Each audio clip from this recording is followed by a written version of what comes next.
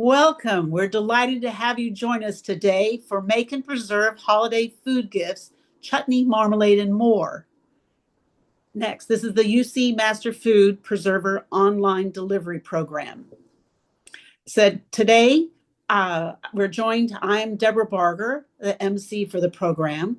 We have our Q&A moderator, Maria Giovanni, and panelists Robin Barker, Tanya McManus, Nina Human, and of course myself. This program is being recorded. A link to this slide deck and class handouts with recipes will be provided to you when you submit a brief post-class survey that will pop up immediately after the ending. Just to clarify, we're all community volunteers trained in safe methods of food preservation by the University of California Agriculture and Natural Resources Division, known as UCANR. MFP stands for Master Food Preserver, and ODP means Online Delivery Program. So next, please. A little Zoom housekeeping details. Please keep your mics muted when not speaking. During our live questions, please then unmute and speak or raise your Zoom hand. Of course, there'll be Q&A will be also possible for you. Screen. Next, the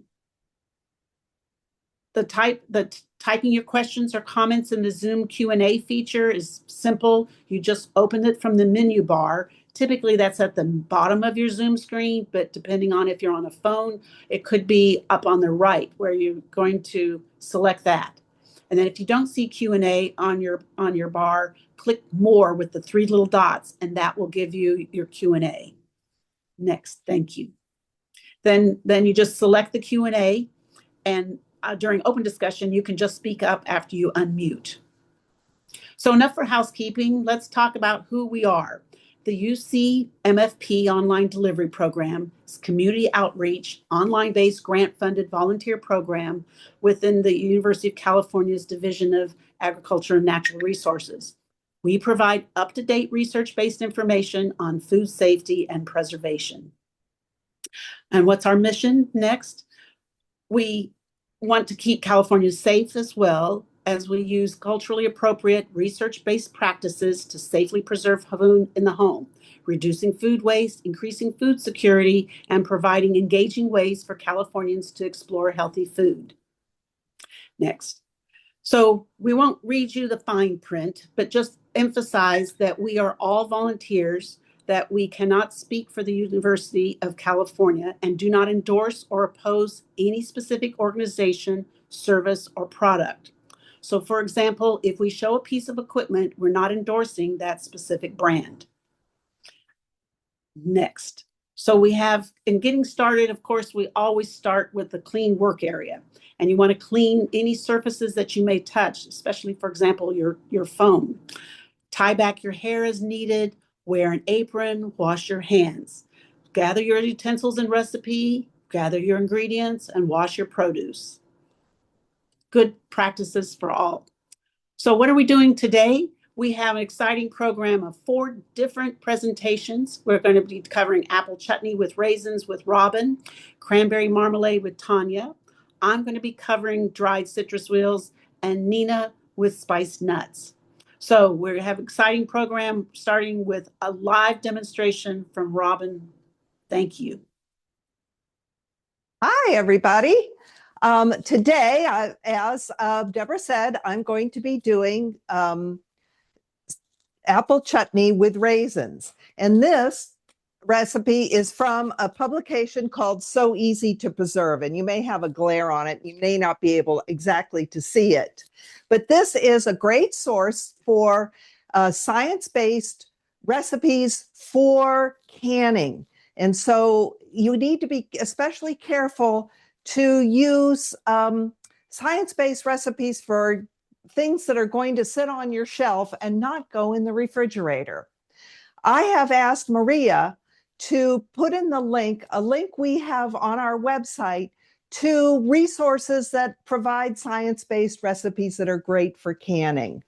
Now, as I said, this is apple chutney with raisins, so the star of our show is a Granny Smith apple. And Granny Smith apples are great for this type of recipe because they're a cooking apple and they have a tart flavor. So they can survive well the whole cooking process and still have some texture and some flavor.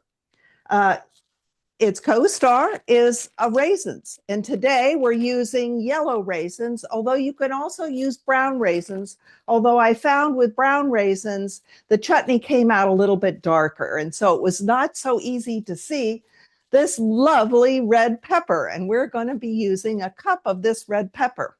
Oh, before I forget, as Deborah said, this recipe is going to be available to you after you complete the survey. So I'm not going to go over the specific amounts. You don't need to worry about taking notes because those amounts will be in the recipe that you will receive. And besides the red pepper, we also have an onion.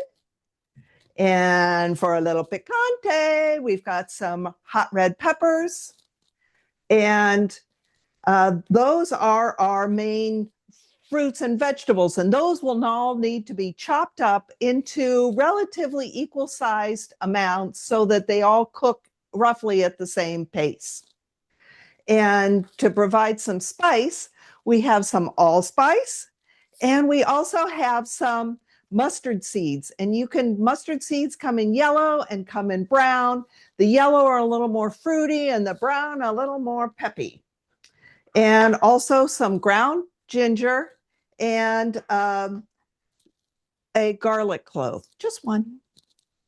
And all of these, oh, and a little bit of salt. And don't forget the salt. And all of these, the liquid components are going to be provided, first of all, by brown sugar. And brown sugar is important, and it uses, like 4 cups, which seems like a lot of brown sugar. But sugar has an important antimicrobial role to play in creating something that is good for canning. And the other partner that is good for the canning is going to be, we have a whole quart of vinegar, and you can have it just specifies vinegar, so you could go with a clear vinegar or a apple cider vinegar. I've decided today to go with the apple cider vinegar, and I use the whole bottle, and because this is an apple dish, so I'm excited to promote the apple part of this dish. So, and it's important to use a commercially made vinegar that's at least 5%, because this is, in order to do the type of canning that we're going to do today, it needs to be a high acid preparation. So I've been heating up my jars. Let me go grab one. Now I have washed and in hot soapy water my jars, but I don't need to sterilize them today because the time of processing for mine is 10 minutes or over. So that's good enough to do the sterilizing without a separate sterilizing process. Now I'm going to double check each time my jars to make sure that there's no cracks or nicks in the edges, because those could cause problems and cause a failure, and that would be ugly, and we don't want that.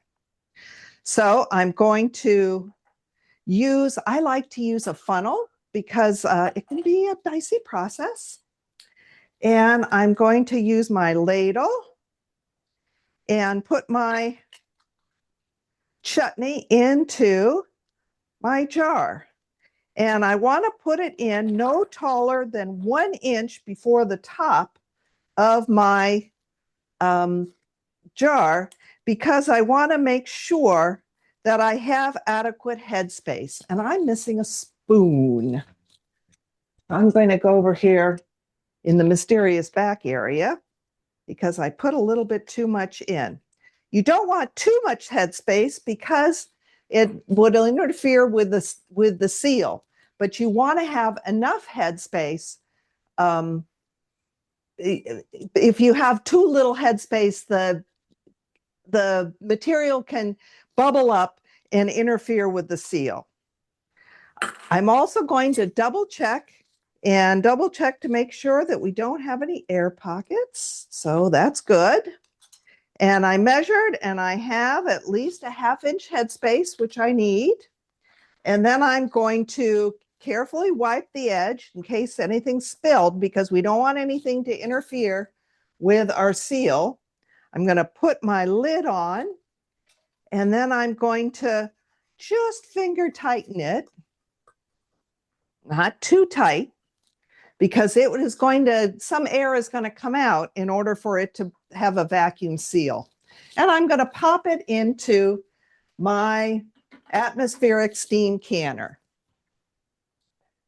The atmospheric steam canner can be used and substituted for a boiling water canner as long as the preparation time is no longer than 45 minutes. I like the atmospheric steam canner because it uses way less water, 2.5 quarts as opposed to several gallons. And so it's lighter and it heats up much quicker.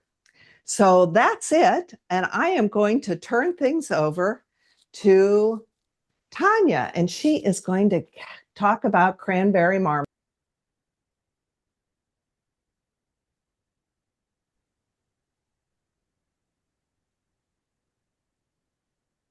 Thank you, Robin, for that introduction. Welcome to today's presentation. Next slide, please. I'm going to share with you how to make cranberry marmalade. I found this recipe on the National Center for Home Food Preservation, and this is a great resource for you to find tested recipes and other home food preserving ideas and tips. The reason why I chose this recipe is it makes quite a bit of jam, about 10 to 11 8-ounce half pints, or 4 20-ounce containers of jam. The other reason why I like this jam is because you can either refrigerate it or you can can it with a boiling water bath canner. Next. Okay, the first thing we want to do is gather equipment, ingredients, and pre-measuring. The first picture on the left is a picture of my boiling water canner. It's not a fancy canner. I didn't go out and buy a fancy canner. It's just a pot that I have already in my kitchen. And I put a rack in the bottom so I can put my jars on that rack. And I use that to sterilize the jars, to keep the jars warm before filling with the jam, and then to process the jam once it's been cooked.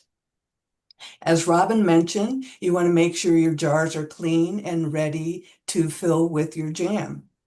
The other utensils I use is I have a large jam pot. It's about 9 inches deep. This is important because you need that depth when you're boiling that jam. It will actually raise up, and if you use a shorter pot, it could boil over onto your stove, which makes a horrible mess. The other items you'll need is a canning funnel, a ladle, and if you're going to process your jam, you're going to need a jar lifter and a headspace measurer.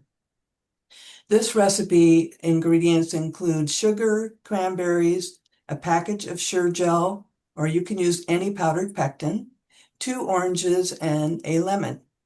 I always pre-measure my ingredients because if I don't, I invariably will forget something, and then I have a batch of ruined jam.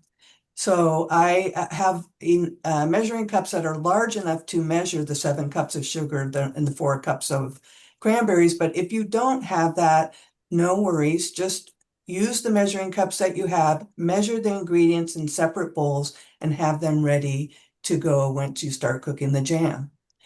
Next. Okay, some general jam making tips. Make sure you follow a tested recipe. These recipes have been tested for successful jam, and they're tested by the university system to ensure that they are shelf stable. You want to make sure that adding the right ingredients, fruit, acid, pectin, and sugar at the right time with the right temperature equals jam. Skipping steps or ingredients, or even changing when you add the ingredients, will cause jam failure. Why do we use pectin? It aids in the gelling process. Always use the pectin listed in the recipe, and again, this recipe calls for powdered pectin. Next. Sugar serves as a preserving agent. This is what makes your jam shelf stable. It also enhances the flavor and aids in gelling. Too little sugar prevents gelling and allows yeast and molds to grow. Reducing the amount of sugar in recipes also causes jam failure. Honey can be used to replace part of the sugar if indicated in the recipe. Always use tested recipes for replacing sugar with honey. Next. Okay, let's begin the prep. Because it's a marmalade, we're going to need some zest. And what I have two different ways that I can make my zest. I can grate it with a nutmeg grater, or I can peel the fruit and remove the pith with a knife or spoon and then mince it. And I actually use grated and minced zest in this recipe, and it turned out quite well. So once you have your zest ready, put it in your jam pot along with 3 cups of water, bring it to a boil and simmer for 20 minutes.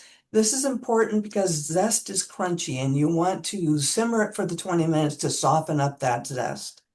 Next, you're going to chop up the remaining citrus fruits and juice and cranberries and add that to your jam pot and simmer for another 10 minutes.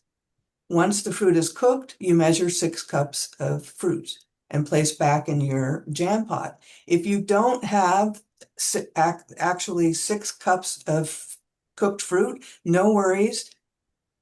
If you have 5.5 cups fruit, use 1/2 cup of water and put that in your jam pot and you're ready to go. Next.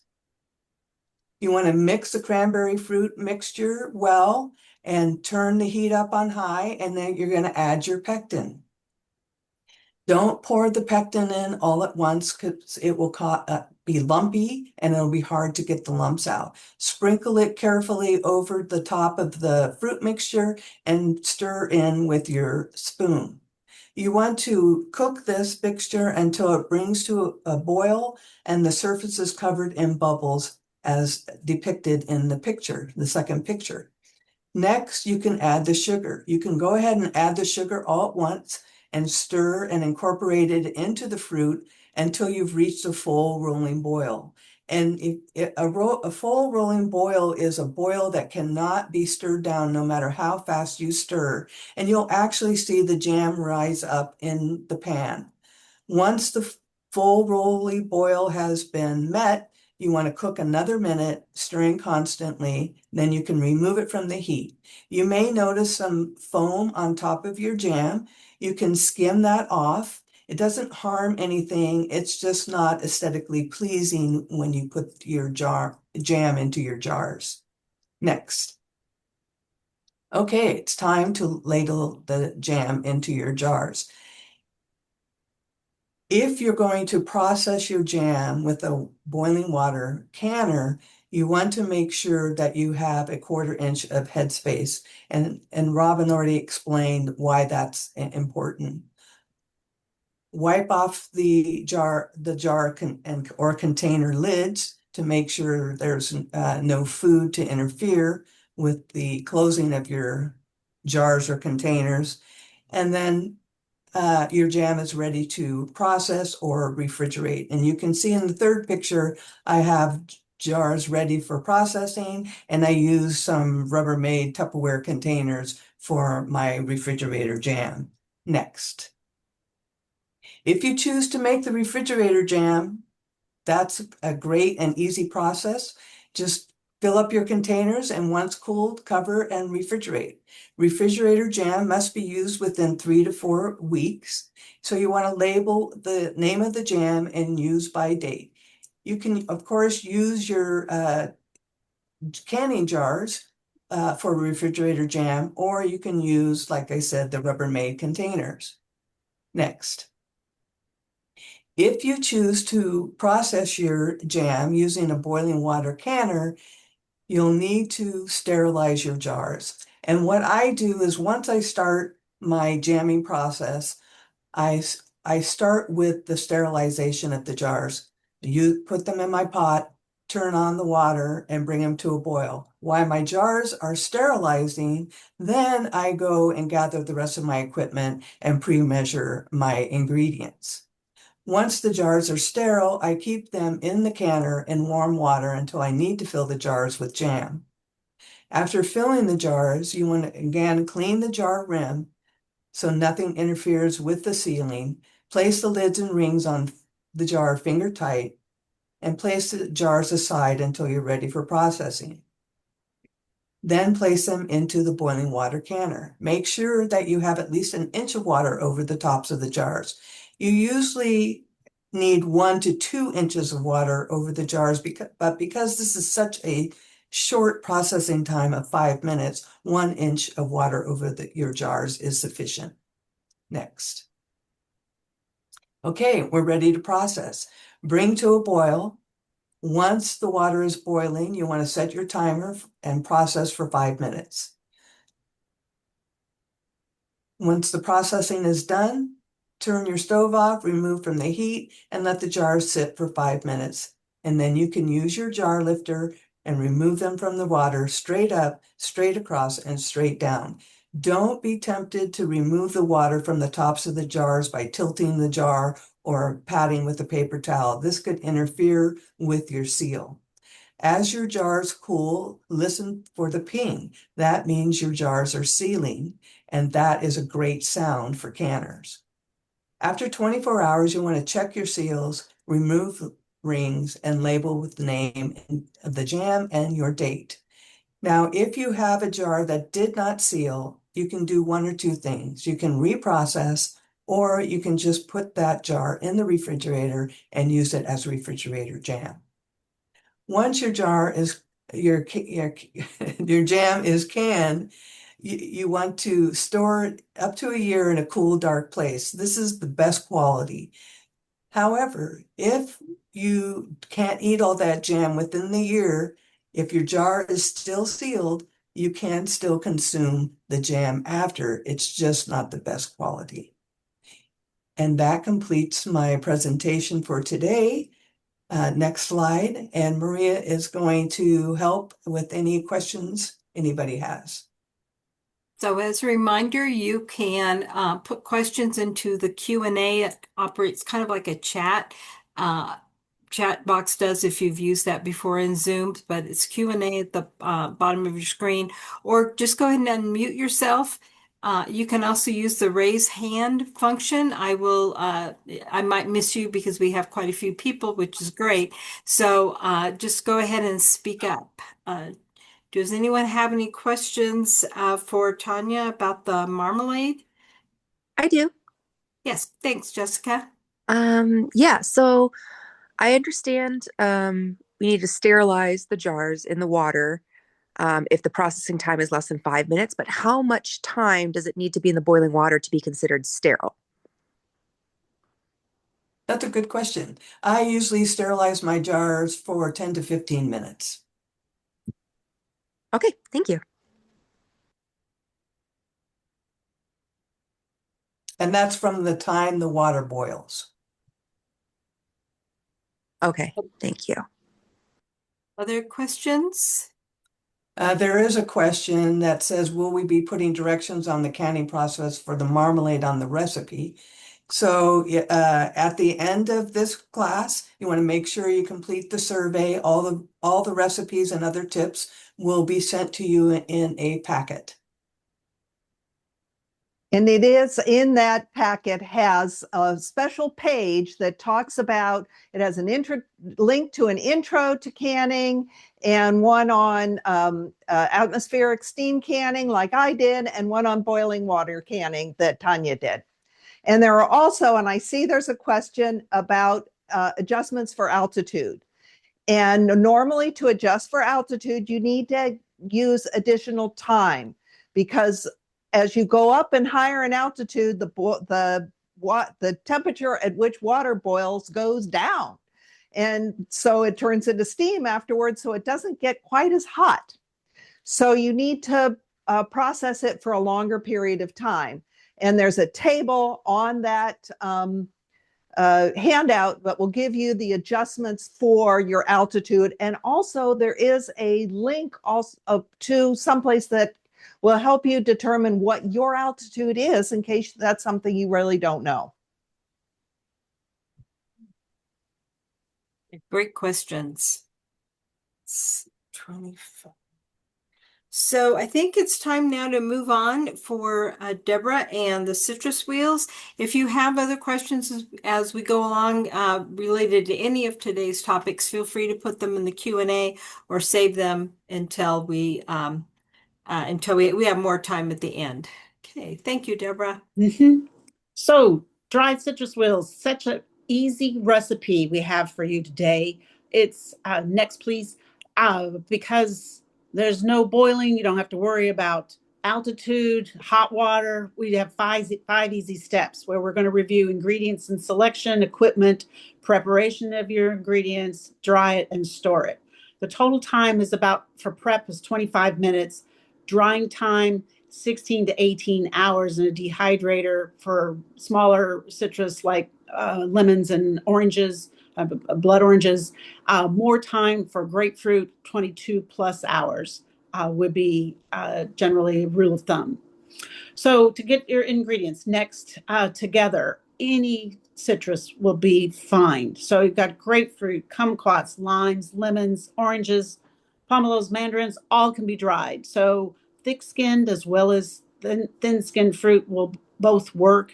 You just want to make sure to select ripe fruit that doesn't have any mold or decay, and that you usually need to think about a dozen lemons or oranges for 7 large round trays in a dehydrator, or that if you have a square dehydrator, 9 trays may hold more, so you can add more citrus.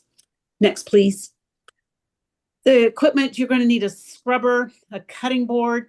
Generally, you don't want to use the same cutting board that you use for raw meat, but if you have storage challenges, too little storage, or just finances are tight, you can potentially use the reverse side. Use one side of the cutting board for raw meat, and then do your other cutting on the other side for your citrus.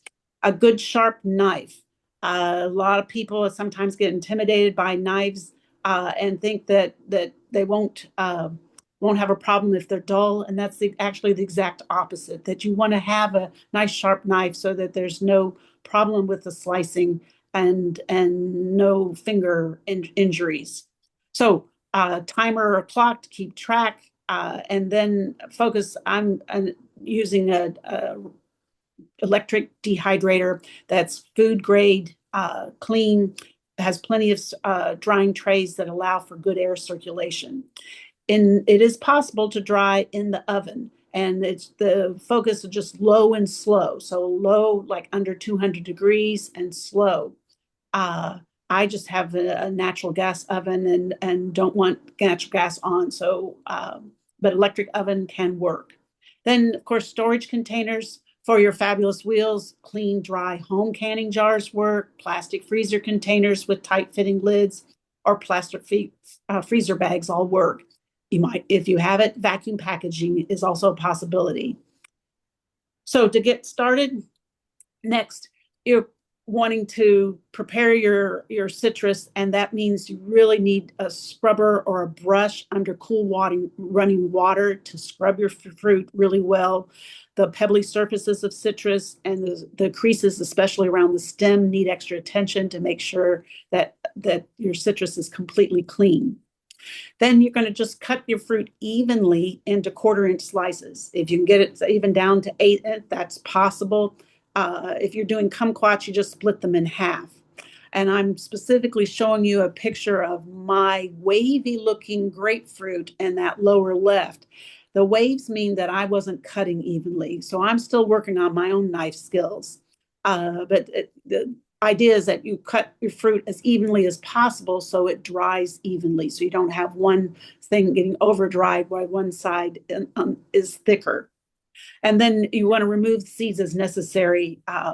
So to get started, then next you're laying your slices out throughout your dehydrator trays, uh, and so that they're not touching.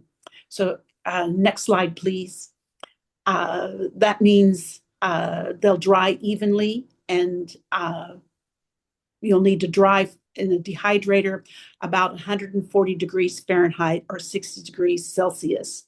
And then you rotate trays and turn over the pieces every 3 or 4 hours with the dehydrator during the drying period to make sure they're drying evenly. That's a little more challenging in the oven to turn pieces over, but you just, no matter what you're using, whether it's oven or dehydrator, electric dehydrator, you want to monitor closely as it gets closer to the completion time. The goal is to dry citrus wheels until firm and they'll no longer be pliable. So as I say, the drying time in a dehydrator is about 16 to 18 hours. So overnight, drying is great when it's a little chilly, it's warm, it's going to put out more heat in your house or apartment. You may need more time depending on the fruit type, the volume of fruit that you're doing, or the number of trays. I have more trays than I can actually dry with, so I can rotate things out than can be dried all at the same time. And you can see in my photo, I have mixed the blood oranges with the kumquats. The smaller kumquats will actually dry faster. I was just wanting to show you this. Normally, I wouldn't dry kumquats on the same tray with something else, knowing that I could dry them faster and pull a whole tray out at once. Next, please. So once you're finished with the dehydration, you want to review for any missed seeds. I promise I've been doing this a while and I always miss a seed or two. So you can just pick those out, not a problem. And it's not uncommon for the flesh to pull away from the center of the slices. That's typical. You just want to make sure before storing, you want to leave all your slices out overnight to confirm dryness. And then that way in the morning, or the next day, you can return anything that's pliable still to the dehydrator as needed. Because the juice sacs on citrus can really hold on to that moisture. And so you can get a surprise. And you want to make sure after you've done this work that everything isn't going to get moldy. So that's why that overnight review is so valuable.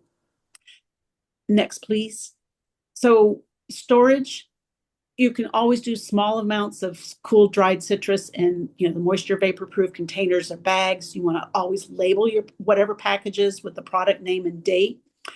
And as with any storage for something that's shelf stable, you can the best is in a cool, dry, dark place. You can still, if you have room in the freezer or refrigerator, that's fine. But on their own, properly stored, dried fruits can keep well 6 to 12 months easily. You want to discard any dried foods that have any off odors or showing signs of molds. But then what can you do with them? It's just fabulous. I like storing my wheels in canning jars for holiday gifts because it's just easy. It makes a prettier label. And that I actually have used them as festive decor on my kitchen counter because I think the jar looks good. Probably also just reward myself because I put all that time into it to say, yes, look at that. I've done my citrus wheels. So what else could you do with them besides just give them away? Next slide. It's fabulous holiday beverages, spiced cider, festive mocktails or cocktails, mulled wine, whatever you find appealing. So you can make beautiful drinks and entertaining and float your citrus wheels. If you have a volume kind of family or friends over, I usually float the citrus wheels like in a crock pot with mulled wine or spiced cider. So it's very festive. It's also possible you would dip them in chocolate. That's fine too, as a gift. So whatever you find appealing, the dried citrus wheels can be your easy holiday gift giving list this year. Okay, so do we have any more questions, Maria? We do have some questions in the Q&A. One is asking about using consistent slicing with a mandolin, or do you stick with a knife? No, I'm a recent purchaser of a mandolin, I'm still a little intimidated. Mandolins do a beautiful job of even, you can set, your thickness and it's pretty much exact. Citrus works really well, especially things that don't have too many seeds. It's just that you want to keep your fingers out of the way on a mandolin. It said, and I'm still a little intimidated. So I've bought some of those like Kevlar gloves. So I'm ready this season to go for a mandolin because I figure my knife skills still aren't up to what they need to be. Yeah, you want to be careful with the mandolin. Mandolin, yes. So having taught food labs, yeah, yeah. fortunately, where I taught, the food lab was close to the student health center. We're going to save the next question for later and move on for Nina to talk about holiday nuts. So again, if you have other questions about citrus or the cranberry marmalade, we will certainly we'll have chance at the end. Nina, thank you. This is a live presentation. There are a couple of slides first. Yes. So I want to provide recommendations this afternoon about food safety, nut storage, and share a few tips for using nuts in recipes. So in California, we have the wonderful fall nut harvest of almonds, also known as almonds, pecans, and walnuts. So this is a great time of the year to get them into your refrigerator and freezer for long-term storage. So this chart here shows the approximate months that the nuts are harvested here in California, starting in August with almonds and almonds, and continuing into walnuts and pecans. Next slide, please. So for long-term storage of nuts, we can store them in the refrigerator at 40 degrees or in the freezer at 0 degrees. And they last a nice long time, whether they are in the shell or whether they're shelled. So this wonderful chart is adapted from a great publication that you can get for free from the University of California Agriculture and Natural Resources Division. Maria's put a link to that in the chat, and we can go to the next slide. You'll see a picture of it. And so you will get a link to this in the recipe at the end of the recipe handout. So we can turn off the slides and go live here. So first up is food safety about nuts. Some people are surprised to learn that there are any food safety concerns about nuts, but that is because nuts are susceptible to bacteria contamination during the harvesting and handling times. And because they're naturally low in acid, that any bacteria present can be multiplied. So for us in the home, we want to be have a very clean kitchen and use all the wonderful food safety and cleanliness tips that have been discussed so far. Food recalls of commercially sold nuts have occurred, but they are uncommon because there are regulations and industry standards for harvesting, treating, packaging, and storing nuts before they're sold. So it's not that common. Commercial almonds, even those sold as raw, receive some kind of treatment like pasteurization with heat or light in order to reduce the risk of bacterial growth. And in addition, nuts are tested before they're packaged and sold. However, if you're getting your nuts from the farmer's market or the backyard or your neighbors, they're probably not subject to these treatments. And so you could ask if they have been treated, or you can follow the recommendation to store them in the freezer. Food safety experts have suggested freezing backyard and unpasteurized nuts for 48 hours before using them in a recipe or drying them. So we're going to keep our nuts in the refrigerator and the freezer. I'm going to demonstrate that. Taking my nuts out of the refrigerator and out of the freezer in order to use them in a recipe. So what I noticed is that one package of nuts that I bought at the store says they're steam pasteurized. So that's something I can keep in mind. And another package that was sold in the store didn't say so, but because they were sold in the store, they probably were treated, because both of these are packages of almonds from the same store. These walnuts I bought at the farmer's market. I'm keeping them in the freezer. And I'll put them back in there after we're finished. Proper storage of the nuts is really important also for quality and flavor, because nuts have a high amount of oil in them and they easily become rancid or pick up odors. So we want to use airtight, moisture-proof packages for storing our nuts. So now I'd like to talk about a couple of tips for using nuts in recipes. Nuts are ideally prepared the day of or a few days before you're gathering. Once they're prepared and they're dried or toasted, they have little minute cracks in them so they will spoil more quickly after they're dried and toasted. But they're great and they're very popular, so it's a wonderful thing for the holidays. You can prepare the nuts in the oven or in the electric dehydrator. The two recipes that I selected were authored by authors from the Los Angeles Times. Genevieve Coe and Jennifer Lowe wrote those articles.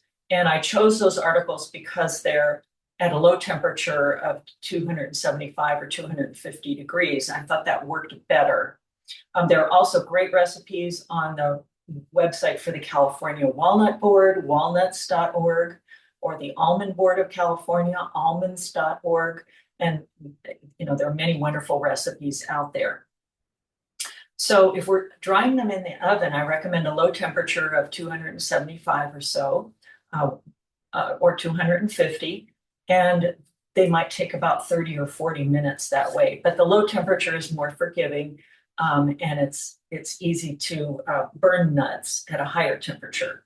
So I'd like to show you the difference between nuts that I thought were too dark for my taste and the nuts that these ones were dried in a dehydrator, but it could also be done at a low temperature in the oven, and they're a nice golden color. So those to me are a little tastier. So we want to use a low oven temperature or the dehydrator. If we're using a dehydrator, it would be 165 degrees, might take about 4 to 6 hours.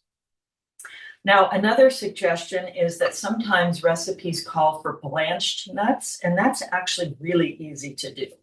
So what I did is I put my nuts in a heat-proof bowl.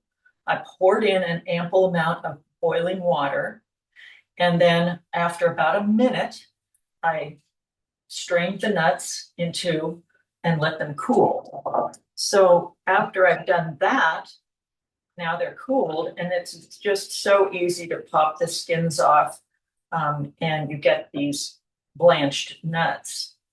So those can be used in recipes as well, and they're perhaps a little bit fancier. Here you can see the blanched nuts for the same recipe: unblanched nuts with the skins on and blanched nuts with the skins off. And these ones were prepared according to the same recipe in a dehydrator. Again, this is the same recipe. The spicy nuts. And these are blanched almonds, and these are unblanched almonds with the skin on. These taste great. They're not too burned or anything like that. And my last tip for making nuts is some of the recipes call for things like rosemary, roughly chopped rosemary, and that's a wonderful addition to nut recipes. I recommend adding the rosemary at the last 5, the most 10 minutes for toasting in the oven. And it doesn't work as well to put rosemary in the dehydrator because it just turns brown eventually. So if you're using rosemary in a toasted oven recipe, add that for the last 5 minutes or so. Blanched nuts don't keep quite as long. They should be stored in the refrigerator and used within a couple of days. Even if they're dried, they don't last quite as long as dried nuts with the skins on. So my blanched nuts, I'll be wanting to use those within 3 or 4 days. The nuts that I have the skins on, or the walnuts, those nuts, we'll keep it for a week at room temperature. They'll still be good, probably in the refrigerator for a couple of weeks. Often the recipes recommend that they be enjoyed within the first week or two. So be sure to label your nuts with the date, ingredients, and a suggested use by date if you're giving them away. Some people are allergic to nuts, and we want to make sure that they're not harmed by our nuts. If you're not allergic, please do enjoy them. And just as a reminder, look for this publication with a lot of tips about food safety and nuts, and that is a free download. Okay, thank you. Thank you, Nina. Do we have any questions related to nuts? So we just want to be sure we end on time. So since I don't hear anybody shouting out, we're going to go ahead and go to Robin so you can see the wonderful preserve chutney that she has.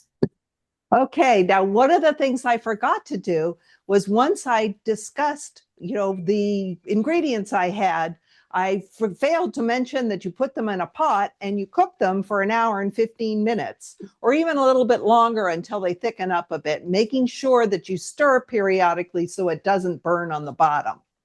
But I did show you how to fill the jars, and then we put the jars inside our steam canner. And our steam canner, then I heated up the heating so that it started boiling, because I want to get it to produce steam, because that's the whole way that the processing operates. So there are 3 ways I know that I'm at the right temperature, and I can't start my processing time until I know and confirm that I'm at the right temperature. The first way is when I have a 6 to 8 inch steam coming out of the side of my canner. And you can kind of hear, you may be able to hear just a little bit of that whistling. And I need that steam to come out for a full minute, because I want to make sure that all the steam has covered the complete pan. The second way I do is I'm going to check the temperature, and it has this little hole that I was watching the steam come out from, and I'm going to measure to make sure that that temperature is at boiling water for my altitude. My altitude is at sea level, so it's going to be 212. The third way is actually at the top of my lid on my steam canner. There is a gauge, and this is what the gauge looks like. It's hard to see, but it has a little tone arm, or a little needle. And when that needle moves into the green area for my altitude, because it's adjusted for altitude, it's hard to see because it's showing my light on the top, I know that it is at the right temperature. And it has been at the right temperature for 10 minutes, so I'm going to turn it off. But I can't pull things out right away because things are kind of a little exciting still inside the canner, so I want it to settle down for a couple of minutes. And while I do that, I'm going to tell you how to use this chutney. This chutney, of course, is a great gift because, that's what the title of this presentation is, about holiday gifts. And you can, put a little tag on it and tell the person you're giving the gift to, your recipient, that of course it's good for Indian food, but it's also really delicious with all kinds of roast meats like turkey or ham, which are very seasonal, but you could also have it on some chicken. Now, if you're if your loved one does not eat meat, then you can suggest that they have it with some roasted vegetables. It would be delicious with some sweet potatoes or carrots. And or it could go very well with a nice lentil dish. That would be really delicious. Or you can put a little dab on your cheese board. So those would be great uses for your chutney. Now, I still have a minute, so I'm going to talk a little bit about. I don't know whether you noticed, but I use two different sizes of canning jars. One is this pint-sized jar, and the other is a half pint because that's kind of a big gift. That's a lot of chutney. And so I wanted to, make smaller jars for the people who may not like chutney so much. But I can do that even though the recipe says that it's for a pint-sized jar, so long as I use a smaller size jar and I process it for the same amount of time. And since I'm processing them for the same amount of time, I'm able to use both size jars within my canner. So I am going to take my jar out of the canner. And like Tanya said, we're going to keep it level because we don't, even though there may be water on top, because we don't want, the liquid may still be active and the seal may not be completely tight. And we don't want that liquid to slosh around and potentially interfere with my seal. So I'm going to open this canner away from me because it's got some hot steam in there and I don't want to burn myself. Oh boy, I just heard some clicking going on. Yay! So I am going to pick up my can and I'm going to put it on this towel that I have on top of my counter because the counter may be cold and this jar is hot and that kind of can either damage the counter. Whoop, did you hear that? Or the bottle, so jar. So we don't want that to happen. So I'm going to leave it here for 12 to 24 hours and then I'm going to take off the ring and I'm going to clean it off and I'm going to label it and store it in a cool, dry place or give it away. And it will be good for a year. And that's it. So we can take the spotlight off of me and we're available for some questions. I think I might have run a little bit long. Sorry. No, you're fine. So one question that we've had in the past, I just wanted to bring up is removing the rings.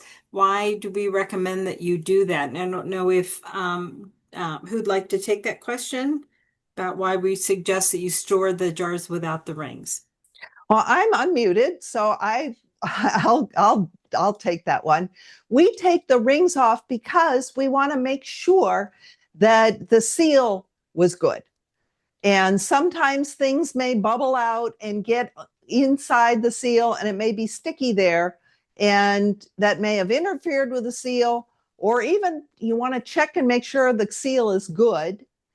And then you also want to clean that off and keep the ring off because the ring can rust. It has not got the same longevity as the lid. So now you may want to give the ring along with whoever you're giving it to because then they can seal it, or you can use, actually I found this peanut butter jar lid goes on these and I can use it to close any of the if I don't use all of the chutney or all of the jam in the jar. Okay, great. Another question about when using the steam canner, does it use less water than a canning bath? Absolutely. It uses about 2.5 quarts versus 4 gallons of water. So way less water. So it's going to heat up much quicker and it's going to be a lot lighter to carry around. I used to have to wait for my boiling water canner to cool down and then felt like I should use it to water the plants. It seemed like an awful waste. Right. And I went ahead and posted a handout that we have resources to. I hadn't used a steam canner until I was, in this training. And it does have a few things with it. You want to practice with it. But just like Robin said, there are certainly some advantages. Question about the video. Yes, once you complete the survey, then you will receive the link to the video, the slides, and also a handout with the recipes.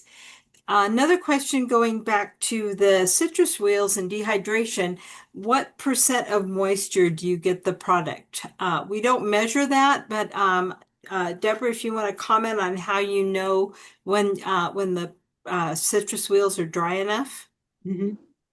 So as Marie said, there's not a temperature measurement. It's really looking at their pliability. That said, so how much do they bend? They're sometimes well, I saw some recently dried persimmons that were actually very bendable, but those weren't shelf stable, so they were for sale, very tasty. But what you really want is something that's not pliable. And so that means if you can't bend it, then that's going to be enough. And that's where the overnight kind of checking, because you said something last night when you finished, it was like it's dry, but then those fruits, the little juice sacks that I talked about the next morning, it could be bendable again. So that's why to put them back in and dry them a little bit longer. Right. So yeah, you kind of get used to it if you're going to be Yeah. drying something else like an app, a fruit leather, then you want it again to be pliable but not wet, and you don't want it so crisp that it breaks apart like a chip. So it's using the recommended times in the recipe, either in your dehydrator or the oven. Okay. Um, Hopefully that answered your question. And again, depends a lot on how much moisture is in your fruit to start with. Yes. What other questions do we have? I would also say, since I have a fruit orchard, I grow my own citrus. So I kind of know that it's super fresh and not dried out at all. So that if you're buying fruit at the store, uh, you may not be familiar with, how long has it been off the tree. So you may have, if you're, said store bought may not be quite as juicy as something recently picked. So if you're growing your own, or if you're finding it at a farmer's market and are confident that they've not done the cold storage or it's not been shipped somewhere, then it's possible that that's going to be juicier. It comes with the sort of territory of being able to watch it before the ending of the time to know it's like, is that pliability gone? Do you do additional conditioning in the jar and keep an eye on it, Deborah? No, I overnight. It said I Just one well, night. yes, and sometimes I'll just do before I give it away. I'm putting it in some sealed, like the Ziploc bags, and just watching to say, did I uh, have that first sign of any kind of mold or decay, that oops, it's, or even moisture in the bag. That's usually what happens first. It's like if you didn't really get it right, but and I've not had that issue for a long time, so I'm feeling it's like the feel of when it's not pliable anymore. And then when you taste them, it's like, oh, yes, wonderful smell, wonderful taste. You know that they're good. Okay, let's go ahead and go to our closing slides and wrap up. And I'll be posting some links to additional information. Deborah will mention that as she goes through the closing slides. Yes. So we really appreciate your participation today. Glad that you could join us. Want to alert you to the free upcoming events for the Master Food Preserver online delivery programs. We have a monthly program, Ask a Food Preserver. So if you can have any questions on anything that you didn't ask today, or any other topics that you really want to cover, you can join us on Sunday, December 21st. Also coming up in January, we have Mushroom Madness and preserving mushrooms 4 different ways. That's on January 13th. And then Garden to Glass, a winter drinks workshop at the end of January. So those registrations will be coming up fairly soon. Just watch for those, put them on your calendar. Next, please. And the best way is to sign up for our monthly newsletter. We don't spam anybody. You just sign up. The links are now being posted in the chat by Maria. So you can sign up for our monthly newsletter. You can like us on Facebook or follow us on Instagram. That's where we'll post additional information about upcoming online workshops. So really appreciate your participation. Remember, the end of the program, we're going to send you an immediate link popping up. Please fill out that survey and you'll get all these great recipes. Thank you so much for participating. We're so glad that you joined us today. Happy preserving.